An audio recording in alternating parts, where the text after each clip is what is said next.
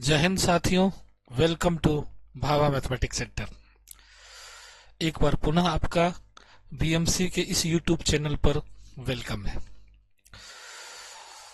आज जो मैं आपके बीच आया हूं, एक नया न्यूज लेके आया हूं जो आपके लिए बहुत ही कारगर है। जो लोग खास करके असिस्टेंट प्रोफेसर बनने का ख्वाब देख रहे हैं। मैंने बहुत पहले ही बताया था आपको कि अब जो बिहार में असिस्टेंट प्रोफेसर की बहाली होगी वो एग्जाम बेस्ड होगी। और बहुत पहले, जब इससे पहले वाला वीडियो आप मेरा देखेंगे तो उसमें मैंने ये जिक्र किया था कि दो तरह से अपॉइंटमेंट होना है। जो अभी करंट अपॉइंटमेंट होगा उसके लिए आज नियम जारी कर दी गई है। उसमें कुछ संशोधन होगा, हो सकता है। सारे वाइस चांसलर को भेजा गया है। जो ड्राफ्टिंग हुआ है रूल्स, उस पर कुछ हो सकता है करेक्शन हो, कुछ संशोधन हो और फिर उसको लागू कर दिया जाए, अप्लाई कर दिया जाए। वो किसके लिए है? वो वही लोग इस फॉर्म को भरेंगे जो या तो नेट क्वालिफाइड हैं या जो पीएचडी 2009 और 2016 रेगुलेशन से पास आउट है। वो लोग इस फॉर्म को भरेंगे और फिर इसका एग्जाम होगा, इसमें सिलेक्ट होंगे, फिर इंटरव्यू होगा और फिर वो प्रोफेसर बनेंगे। इसमें एपीआई स्कोर का मैंने बहुत पहले भी बताया था कि एपीआई स्कोर का झंझट खत्म होने वाला। लो, आज की जो बात है आई इसमें क्लियर कट है। कोई एपीआई स्कोर नहीं है, कोई वेटेज नहीं है, चाहे पीएचडी वाले हो या नेट जेआरएफ वाले हो या पेपर पब्लिकेशन वाले हो या टीचिंग एक्सपीरियंस की जो बात होती है, उस सब का कोई वेटेज नहीं है। सारा वेटेज को खत्म कर दिया गया। अब दो ही आधार पर आपका सिलेक्शन होगा, रिटेन एग्जाम, इंटरव्यू। रिटेन का 80% वेटेज है और इंटरव्यू का 40% वेटेज है। तो फिर कहोगे सर आप जो बार बार बोलते थे bet is coming soon, bet is coming soon, आज भी मैंने कहीं एक जगह लिखा है बेट इज कमिंग सून, उसका क्या होगा? तो देखिए, अभी जब तक एडवर्टाइजमेंट नहीं आ जाता है तो तब तक कुछ कहा नहीं जा सकता स्पष्ट। लेकिन इतना मैं आपको दावे के साथ कर, बेट भी होना है, क्योंकि नेट क्वालिफाइड लोग बिहार में काफी कम लोग हैं और स्टेट को ये है कि वो अपना जो है एक इंडिपेंडेंट रूप से अपना टेस्ट ले सकती है सेट के तर्ज पे। जैसे झारखंड में जेट है तो बिहार में भी बेट लिया जा सकता है। और वो जो बेट क्वालिफाई करेंगे फिर वो ये प्रोफेसर का फॉर्म भरेंगे। यानी इससे पहले भी मैंने वीडियो में चर्चा किया था कि वो एक पीटी और मेंस नहीं, एक तरह से बेट आप क्वालिफाई पात्रता हो गई और फिर आप प्रोफेसर के लिए एग्जाम देके इंटरव्यू देके उसमें जाएंगे। तो दो एग्जाम आपको फेस करना पड़ेगा। किनको? जो कमिंग चूज है, फ्रेशर है, उनके लिए। यानी दो बहाली आने वाली है 2030 के अंदर। दो वैकेंसी आपको फेस करनी है। एक वैकेंसी जो अभी 3000 से 4000 के अराउंडिंग, जो पिछला वैकेंसी है, जो पहले से पेंडिंग है, जो जितने रिटायर्ड हुई, बीच में बहुत सारे टीचर रिटायर्ड कर गए हैं। 96 2003 के बैच के बहुत सारे प्रोफेसर रिटायर्ड कर गए हैं। तो वो जो खाली है वैकेंसी, तो उसके लिए है जो अभी जिसके लिए ड्राफ्टिंग हुई है कि विश्वविद्यालय सेवा आयोग द्वारा ये के द्वारा लिया जाएगा ये एग्जाम। तो वो बहाली। दूसरी बहाली जो 7 निश्चय योजना मुख्यमंत्री जी का जो था, नीतीश कुमार का, जिसमें 213 नए प्रखंडों में कॉलेज खोलने की बात है, 213 नए कॉलेज, उसके लिए जो पोस्ट सेंक्शन था उसके लिए होना है। उसके लिए बेट एग्जाम होगी। अब रही सर इस एग्जाम में बेट नहीं हो सकती है। हो सकती है अगर छात्र लोग रोड सड़क पे आवे, विरोध करे और एक माहौल बनाए, तो क्यों नहीं हो सकती? बिल्कुल हो सकती। सबको मौका मिलना चाहिए, उनका भी हक है। तो वो सारे बच्चे अगर रोड पे आ जाए कि नहीं, ये प्रोफेसर वैकेंसी से पहले आप बेट लो और बेट जो क्वालिफाई करेंगे वो प्रोफेसर बहाली के लिए भी एलिजिबल होंगे, वो भी फॉर्म भरे, तो हो सकती है। कुछ कहा नहीं जा सकता अभी, क्योंकि फाइनल नहीं हुआ है।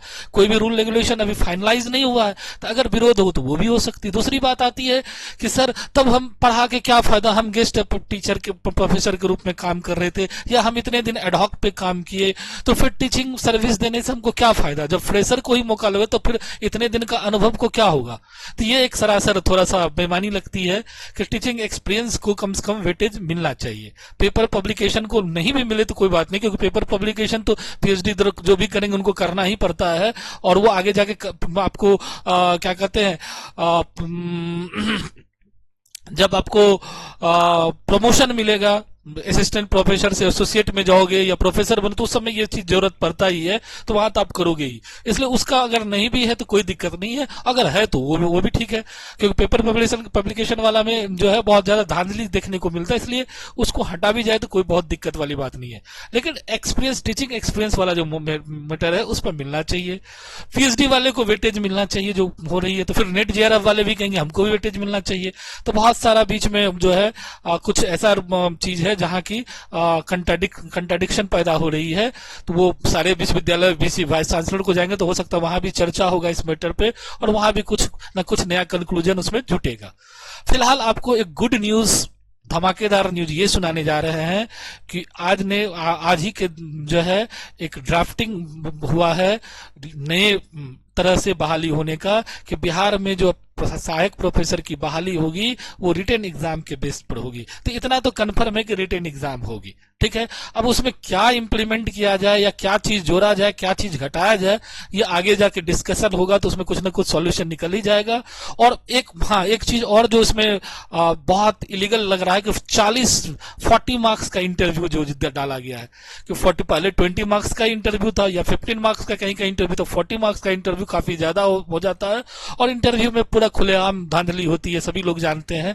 तो ये भी एक निगेटिव पक्ष होता है यहाँ, कि ऐसे उसका वेटेज 20% ही रखा है, लेकिन इंटरव्यू में खुलेआम जो होती है, इंटरव्यू को ट्रांसपेरेंट बनाया जाए तो और अच्छी बात है, अच्छे लोग निकल के आएंगे। तो कुछ पॉइंट ऐसा है जहां की कंट्राडिक्शन आ रहा है या विरोधाभास पैदा होगा, तो उस पर हो सकता है सरकार को या जो विश्वविद्यालय सेवा आयोग है जिसने ये ड्राफ्टिंग किया तो उसको गौर करने की जरूरत है।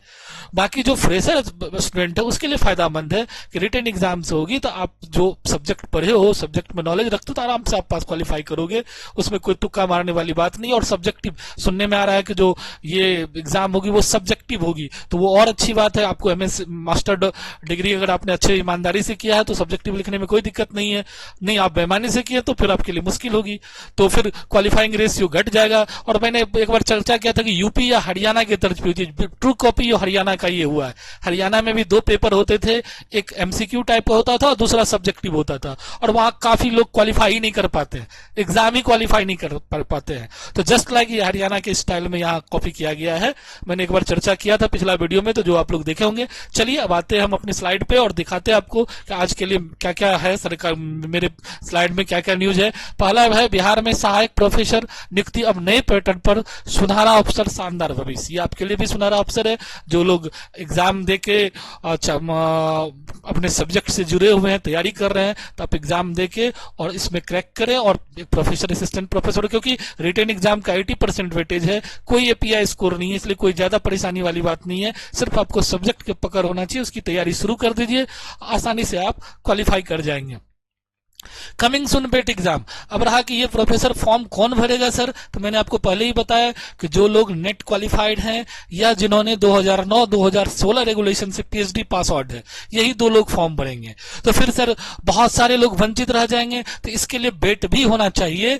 अगर अभी आवाज बच्चे लोग उठावे तो हो सकता है कि प्रोफेसर की बहाली से पहले बेट का एग्जाम, बेट निकल जाए, बेट का नोटिफिकेशन हो जाए। लेकिन अगर आप नहीं आवाज उठाते हो तो नेक्स्ट वैकेंसी जो होगी उसमें निश्चिंत रहिए, क्योंकि बहुत बड़े पैमाने पे वैकेंसी होगी। 213 नए प्रखंडों में कॉलेज खुलने जा रहा है, तो वहां उससे पहले बेट जरूर होगी। अभी हाल फिलहाल बेट टल जाए तो आगे जो नेक्स्ट वैकेंसी आएगी उसमें बेट आपको होना निश्चित है कि होगी। अब अभी सर क्या किया जाए, तो अभी आप तभी बेट हो सकता है। अभी बेट करने के लिए आप सारे छात्र जो लोग एमएससी होल्डर हो या एपीएससी अपियरिंग हो या पास आउट हो, सभी को एक बार जो है सरकार के खिलाफ आवाज उठाना पड़ेगा, जन जन जगह जगह जा पर कि बेट पहले हो तभी ये बहाली आए, तो सभी को मौका मिल सकता है, क्योंकि वो पात्रता है। और पात्रता क्वालिफाई करने के बाद आप इस एग्जाम को दोगे तो ज्यादा बेहतर होगा आपके लिए भी, और आपको भी इस फॉर्म भरने का मौका मिल जाएगा। लेकिन ये निर्भर करता है सरकार पर कि वो आपकी बात मानती है या अगला वैकेंसी में आपको, क्योंकि जो लोग पुराने लोग हैं उनका क्या होगा, जो लोग 10-10 साल 12-12 साल 15 साल से लोग लगे हुए हैं या अपना पढ़ा रहे हैं, तो उनको भी तो मिलना चाहिए। आप तो फ्रेशर हो तो आप तो अगले बहाली भी मिल जाएगा, लेकिन जिनका एज खत्म हो रहा है, एक एज वाला भी मैटर भी है। इससे पहले बिहार विश्वविद्यालय आयोग का 55 एज था, इस बार जो नया पैटर्न दिया इसमें 45 का, यानी 10 साल माइनस घटाया है, तो उसका भी बहुत सारे कैंडिडेट पर इफेक्ट पड़ेगा, तो उसके लिए भी लोग कुट जाएंगे या विरोध विरोध करेंगे सरकार के खिलाफ। तो ये सारी बातें होती है जो सरकार को फैसला करना है, आपको सिर्फ अपना प्रोटेस्ट दिखाना है। बात मिल गया तो अच्छी बात है, नहीं तो आगे जो फिर निकलेगी तो उसमें आप तैयारी अभी से करो, उसमें करना। तो चलो नेक्स्ट मेरा जो आज का पॉइंट है वो देखिए आप लोग। बिहार विश्वविद्यालय में सहायक प्राध्यापक नियुक्ति नियमावली। मुख्य पात्रता शैक्षणिक योग्यता मास्टर डिग्री रखा गया 55% अंकों के साथ। जो लोग SC ST या OBC है उनको 5% की छूट मिली है। नेट स्लेट सेट अनिवार्य, PhD धारकों को UGC नियम के अनुसार छूट। पोस्ट ग्रेजुएट विषय और ग्रेजुएशन में समान विषय, एक यहां भी दुविधा में डाल दिया है। एक तरफ तो आप सेमेस्टर सिस्टम नया UGC जो NEP 2020 लागू कर दियो पूरे बिहार में, और अब आप कह रहे हो कि ग्रेजुएशन में PG में दोनों में सेम सब्जेक्ट होना चाहिए। यहां भी बच्चे दुविधा में पड़ेंगे। बहुत सारे बच्चों का ऐसा है कि ग्रेजुएशन किसी और सब्जेक्ट से, PG किसी और सब्जेक्ट से हो, तो अब वो फॉर्म ही नहीं भर पाएंगे। तो यहां भी एक दुविधा वाली बात आ रही है। यहां भी प्रोटेस्ट होगा, यहां भी जो है जो नियम बनाने वाले लोग हैं उनको लिखा जाए, जो लोग जिन लोगों के साथ ऐसा है वो लिखें कि सर ऐसा है कि बहुत सारे लोग है कि मास्टर डिग्री कुछ और सब्जेक्ट से है और बैचलर डिग्री में उनका ये पेपर है, तो फिर वो कैसे, वो तो प्रोफेसर बनने से वंचित रह जाएंगे। उस समय तो ये बात थी नहीं कि भाई नहीं कर सकते हैं।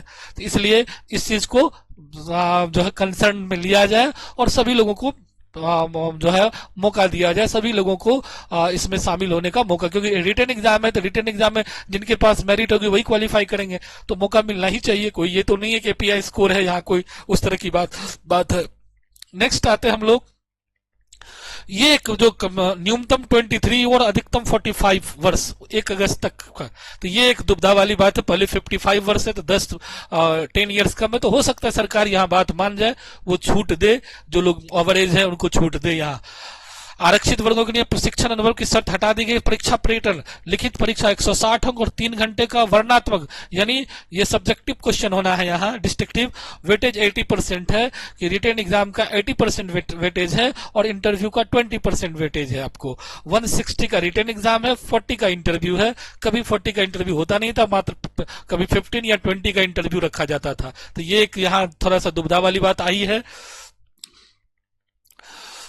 और न्यूनतम मिनिमम क्वालिफाइंग भी रख दिया है कि 50% जनरल कैंडिडेट को लाना पड़ेगा एग्जाम में, तभी आप मतलब आपको इंटरव्यू के लिए कॉल किया जाएगा। 50% से नीचे है तो आपको कॉल भी नहीं किया जाएगा इंटरव्यू के लिए। तो ये भी एक बहुत बड़ा कह सकते बहुत बड़ा फैसला है। 40% जो नॉर्मली रखा जाता है इन्होंने 50% रख दिया है, और फिर उसी हिसाब से category wise SC ST PWD के लिए जो है 45% रख दिया है। तो ये भी बच्चों के लिए बहुत ज्यादा जो है परेशानी का सबब बनेगा। वो उन्हीं का होगा जो करंट है, जो अभी जुड़े हुए हैं कॉल, उन लोगों का ज्यादा सिलेक्शन होगा। जो लोग पुराने लोग हैं 10 साल 15 साल 12 साल 8 साल छूट गया है, तो उनके लिए बहुत मुसीबत खड़ा हो जाएगी इस आधार पे। केवल लिखित हाँ, अंतिम मेरिट जो होगा ये दोनों मिला के मेरिट बनेगा, और उसके बाद आपको जो है मेरिट बनने के बाद जो है आपको अपॉइंट किया जाएगा। उसमें है वरीयता क्रम, जिसका टाई कर जाएगा तो एज को प्रेफरेंस दिया जाएगा। नियुक्ति प्रक्रिया बिहार राज्य विश्वविद्यालय सेवा आयोग की अनुशंसा पर होगी। ये बड़ा मेरे ख्याल से ये भी बात सही नहीं है। ये जब इतनी बड़ी वैकेंसी हो रही है, विश्वविद्यालय सेवा आयोग की बस की बात नहीं, क्योंकि उनके पास ना तो उतने क्या कहते हैं कर्मचारी है, ना ही उनके पास प्रॉपर वे है। क्योंकि एक वैकेंसी अभी पिछला वैकेंसी कराने में उनको नाकोदम बीत गया और लगभग 1000 से ऊपर केस उनके ऊपर चल रहा है। वो वैकेंसी भी जो लोगों का अपॉइंट हुआ है अभी तक फंसा हुआ है। क्या होगा नहीं होगा कहना मुश्किल है, कब कोर्ट क्या डिसीजन दे दे उनके खिलाफ। इसलिए जिस पर मतलब 1000 से ऊपर केस अगर किसी संस्था पर चल रहा है तो ऐसी संस्था को नहीं देना चाहिए लेने के लिए एग्जाम। इससे अच्छा है कि वो जो है एग्जाम का भार BPSC को हैंड ओवर कर दिया जाए, या नया आयोग बना के फ्रेश आयोग बना के जिस पर लोग का विश्वास जाए, ऐसे आयोग को दो तो ज्यादा अच्छा रहेगा।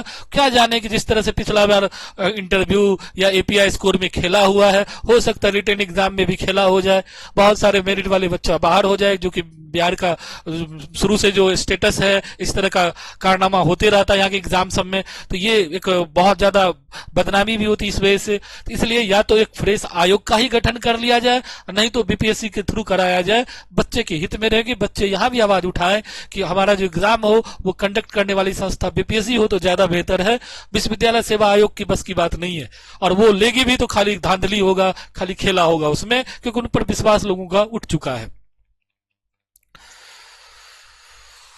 मुख्य बिंदु जेआरएफ वेटेज का अभाव, ये सब जो है ये सब परेशानी है जो इसमें वेटेज सोच समझा संकेत होने के बाद अब कोई बहुत बड़ा रिसर्चर है उसको भी वेटेज नहीं मिल रहा है, कोई बहुत दिन से टीचिंग कर रहा है उसको भी वेटेज नहीं, तो ये सब का इसमें अभाव दिख रहा है जो कि अच्छी बात नहीं है। वो जो 40 नंबर इंटरव्यू उसमें 20 मार्क्स को इस चीज को कंसीडर करना चाहिए, जो जिनका रिसर्च है या जो टीचिंग एक्सपीरियंस रखते हैं उनको वेटेज मिलना चाहिए था, वहां 20 मार्क्स का इंटरव्यू रखना चाहिए। तो पता नहीं अब वो नियम बनाने वाले के कान तक जाएगी आवाज तो फिर वो हो सकता है उसमें सुधार करे। शिक्षण अनुभव की मान्यता ये सकारात्मक पहल हो सकती है लेकिन इसके मूल्यांकन की स्पष्टता जरूरी है। रेगुलर बनाम नॉन रेगुलर वर्ग, समान वर्ग से कुछ अभ्यर्थियों को लाभ या हानि महसूस हो सकती है। अधिकतम आयु, ये सारी बात मैंने पहले भी डिस्कस कर दिया कि एज फैक्टर भी यहाँ इशू बन सकता है आपको। तो आपने देखा आज का जो मेरा था टॉपिक, जो आज ही ये जो है ड्राफ्टिंग हुआ है रूल, और सारे यूनिवर्सिटी के जितने भी बिहार यूनिवर्सिटी उनके वाइस चांसलर को ये भेजा जाएगा, उनसे राय मशवरा किया जाएगा और फिर इसको फाइनलाइज किया जाएगा। उसके बाद अपॉइंटमेंट का प्रोसेस शुरू होगा। ठीक है, अब इससे पहले अगर ये जरूरत महसूस हो जाए या सारे जगह को कन्विंस कर दिया सारे वाइस चांसलर को कि पहले बेट हो जाए, क्योंकि उसमें बहुत सारे बच्चे आ जाएंगे फ्रेशर, और फिर नेट हो, फिर क्या प्रोफेसर वाला एग्जाम हो तो ज्यादा बेहतर है। ये बात आई। दूसरी बात आई एज के फैक्टर की बात आई। टीचिंग गेस्ट असिस्टेंट प्रोफेसर के रूप में 10-10 वर्ष, 8 वर्ष, 10 वर्ष, 5 वर्ष से लोग सेवा दे रहे, उनका क्या होगा? उनको भी इसमें कुछ ना कुछ मिलना चाहिए था, तो फिर वो सेवा क्यों दे? आखिर कहीं भी कोई काम करता तो कुछ ना कुछ उनको भी तो रहता है कि इसका फायदा हमको मिले। जब 10 साल काम करने के बाद भी हमको इसी पैटर्न से हमको कोई एक्सपीरियंस का लाभ नहीं मिलेगा तो हम क्यों ऐसा काम करेंगे? फिर कोई जल्दी सेवा देने के लिए तैयार नहीं होगा। सबों का था कि भाई हम इसमें सेवा देंगे तो हमें भी परमानेंट वाले में वेटेज मिल जाएगा या कुछ लाभ होगा। तो शैक्षणिक जो टीचिंग एक्सपीरियंस का लाभ नहीं देना ये हितकर नहीं है। हाँ, वही हो कि लाभ दिया जाए लेकिन प्रॉपर वे में, जिनका सिलेक्शन कमीशन के थ्रू हुआ है, जिन प्रॉपर वे में हो तो उनको दे, फर्जी वाला को लाभ नहीं मिलना चाहिए। तो ये भी चीज देखना चाहिए कि अपॉइंटमेंट में जिनको यूनिवर्सिटी कमेटी के थ्रू बहाल हुई थी, जो असिस्टेंट प्रोफेसर का जो प्रोफेसर, उनको वो लेटर दिया जाए। उसके बाद जो है टीचिंग एक्सपीरियंस जो फर्जी ढंग से बहुत जगह जो दिया है तो उस सब पर कार्रवाई किया जाए। तो इस सबको भी गौर करे, यानी ट्रांसपेरेंट बनाया जाए हर चीज को, तब ज्यादा अच्छा होगा। तो और उससे क्या होगा कि जो प्रॉपर कैंडिडेट है वो बाहर नहीं होंगे इस पूरे प्रोसेस से। अभी क्या होता है कि बहुत सारा चीज उठपटांग हो जाता है, जो अच्छे कैंडिडेट है, प्रॉपर कैंडिडेट है, वो बाहर हो जाते हैं, और जो फर्जी कैंडिडेट होते हैं वो इसमें इन्वॉल्व हो जाते हैं, वो पैसे के बल पे पेपर पब्लिकेशन टीचिंग इसमें ला के वो उसमें आ जाते हैं। तो ये सब चीज भी देखा गया, बहुत सारा चीज। तो इसलिए गौर करना चाहिए सरकार को कि इतनी बड़ी, चूंकि ये बहुत बड़ा पद होता है, सबों की लालसा होती है कि यहाँ तक पहुंचना, और बहुत सम्मानित पद होता है, इसलिए इस पद की जब भी बहाली हो, फ्रेश बहाली हो, तो उस पर यह सब चीज को गौर करना चाहिए कि वो ट्रांसपेरेंट हो तो ज्यादा अच्छा है, लोगों का विश्वास जाएगा और फिर अच्छे होनहार युवा भी इधर अट्रैक्ट होंगे टीचिंग पेशा की तरफ। टीचिंग पेशा की तरफ अगर अच्छे लोग नहीं आ रहे हैं तो उसके पीछे ये भी रीजन है कि आपकी पूरा सिस्टम ही क्रैश है, ट्रांसपेरेंट नहीं है, जिसकी वजह से अच्छे टीचर या अच्छे स्टूडेंट टीचिंग की तरफ मुंह नहीं करके यूपीएससी या कोई दूसरा रास्ता चुन लेते, इंजीनियरिंग सेक्टर, आईआईटी सेक्टर, कोई दूसरा सेक्टर चुन रहे हैं। और उससे क्या होता है कि पूरा सिस्टम जो मेरा जो है गड़बड़ा रहा है। जो आज भी बिहार आज से 20 साल पहले भी पिछड़ा राज्य में गिनती हो रहा, आज भी पिछड़ा राज्य में है, और आज से कहिए 30-40 साल पहले से पिछड़ा राज्य, यानी ये पिछड़ापन का दौर अभी तक उठा नहीं। उसके पीछे यही रीजन है क्योंकि अच्छे लोगों की कमी है। अच्छे लोग जब तक नहीं आएंगे तब तक ये व्यवस्था सुधरेगी भी नहीं। तो चलिए आज इन्हीं बातों के साथ ये एंड करता हूँ। जैसे कोई भी नई सूचना आती है प्रोफेसर से रिलेटेड मैं आपको जरूर जानकारी दूंगा। बेट का नोटिफिकेशन के बारे में भी जानकारी मिलती रहेगी और नए बैच की शुरुआत भी होगी। जैसे नोटिफिकेशन आएगा तो बैच भी हमारा होगा, तो आप जुड़ते रहिए। अब बहुत जल्द हम नेट पेपर 1 की तैयारी बैच लाने वाले हैं। अभी जेट का मेरा पेपर 1 का चल रहा है, और फिर CSR नेट मैथमेटिकल साइंस जिनका, उनके लिए बैच आने वाला है। तो जो लोग जो का ये सब्जेक्ट है तो वो लोग जुड़ जाइएगा। चलिए इन्हीं बातों के साथ आज का लेक्चर यही एंड करते हैं। नेक्स्ट मिलते हैं एक नए टॉपिक के साथ, तब तक के लिए धन्यवाद।